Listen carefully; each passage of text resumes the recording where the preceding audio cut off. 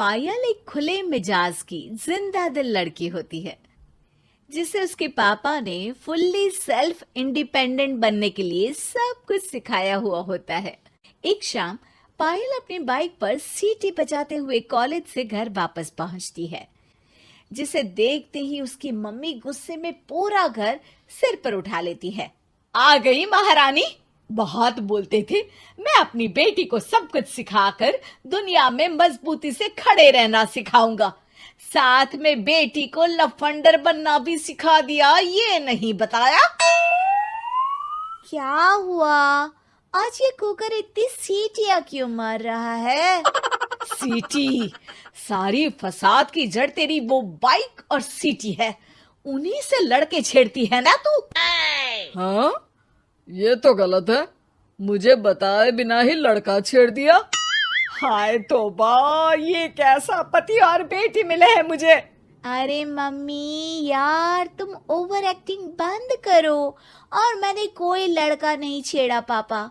Shit यार।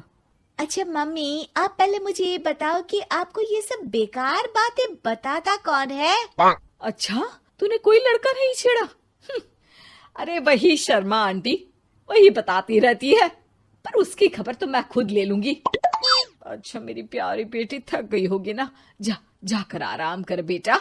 अचानक mummy को गर्म से नरम होते देख के पायल और उसके पापा कंफ्यूजन में एक दूसरे को देखने लगते हैं।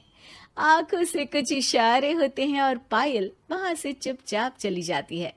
जिसके बाद रात को घर में सबके सोने के बाद दोनों पापा बेटी छत पर मिलते हैं। क्या खबर लाए हो? अरे तुम्हारी मम्मी तो हमसे भी तेज निकली, कोई खबर नहीं मिली। क्या यार पापा, पता नहीं अब मेरी मदर इंडिया कौन सा बम फोड़ेंगी। इसी के साथ दोनों अपने कमरे में वापस जाकर सो जाते हैं। अगली सुबह पायल जैसे ही कॉलेज जाने के लिए तैयार होकर कमरे से बाहर निकलती है तो उसकी मम्मी उसे लड़के वालों के सामने ले जाकर खड़ा कर देती है।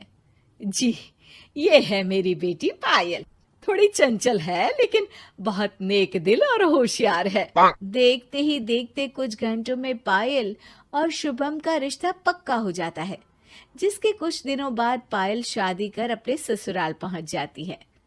सोचा था मम्मी कोई बम फोड़ेंगी, पर उन्होंने तो सीधा मुझे उम्र कैद की सजा ही दे दी। बहू, अब उम्र कैद समझो या बम, रहना तो यही है, निभाना यही है, इसलिए छिछोरी हरकतें बंद करनी होगी। है? ये आप क्या बात कर रही हो? मैंने क्या किया? इतने मासूम ना बनो, मुझे तुम्हारे कारनामों के बारे में सब अच्छे से पता है। ऐसा बोलकर सास तो वहां से चली जाती है, लेकिन पायल सोच में पड़ी वहीं खड़ी रह जाती है। जिस पर शुभम उसके पास आता है।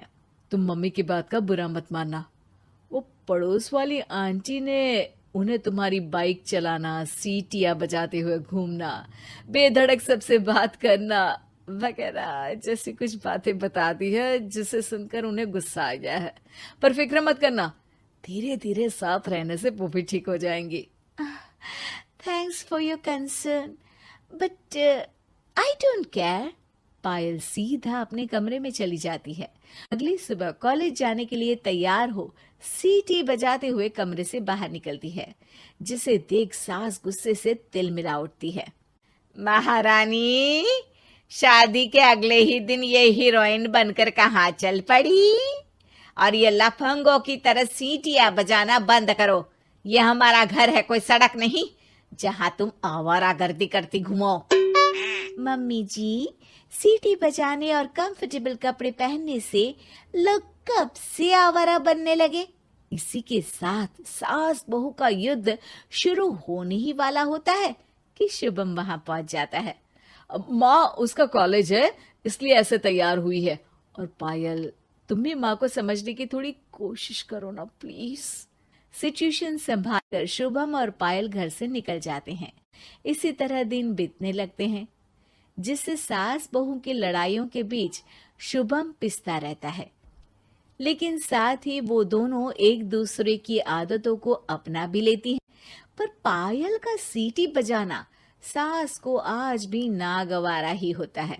आसमान गिर जाएगा, धरती फट जाएगी, पर इसकी सीटी ना जी ना, कभी बंद नहीं होगी। अरे मम्मी जी, जब आप मेरे कुछ बोले बिना सीटी से ही समझ जाती हो कि मैं क्या बोल रही हूँ, फिर इसे बदलने की क्या जरूरत?